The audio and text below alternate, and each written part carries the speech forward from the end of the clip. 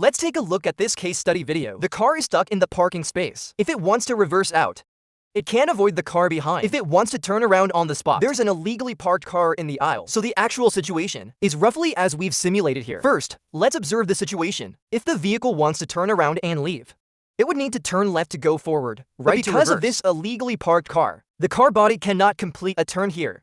Right, it simply can't turn around. If it wants the rear to exit first, to swing the rear out, because the rear wheels cannot steer. Right, so even if the car pulls forward to the limit, then when you reverse, the rear wheels can't steer. You turn the front wheels, start reversing, and the front hits the inner wall. Plus, your rear still can't clear the car behind. Therefore, to get out in a situation like this, as we've explained before, the method is to use a shimmying technique, moving the car bit by bit to the left. However, looking at this space, the distance front and back is very short. So if you use the shimmying method, you don't know how many maneuvers it will take. Jokingly speaking, you might wear out your engine before you can even get out, right? So, we can adapt to the actual situation and use the small space in front of the illegally parked car to create more lateral moving distance.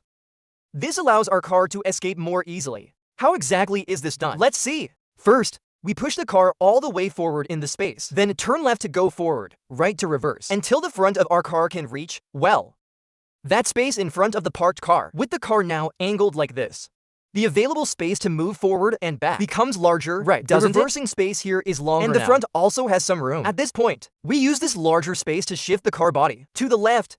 How is this done specifically? First, to shift left, the first steering input is turn left. Turn left and reverse, but don't reverse all the way. Leave some space, then turn right and reverse. It's the same when going forward. First, turn left and drive forward, but don't go all the way forward. Leave some space, then turn right and drive forward. Repeat this process. Our car will gradually move to the left. Consequently, the rear also gradually moves into the aisle. Let's execute turn left, reverse, leave space, turn right, reverse, turn left, forward, leave space, turn right, forward. Then repeat, left, right, left, right, left, right, left, right. With each maneuver, the rear of our car can shift laterally into the aisle by a certain amount, right?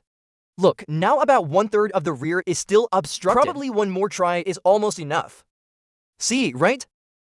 Until what point? Until we can, well, avoid the car behind. Like now, we can just but we're still quite close to it. At this moment, we don't necessarily need to shimmy further. You can simply pull the car forward a bit, then turn left to avoid the rear of the car on the right. Then balance the spacing on both sides. So steer towards whichever side has more space until the car is straight in the aisle.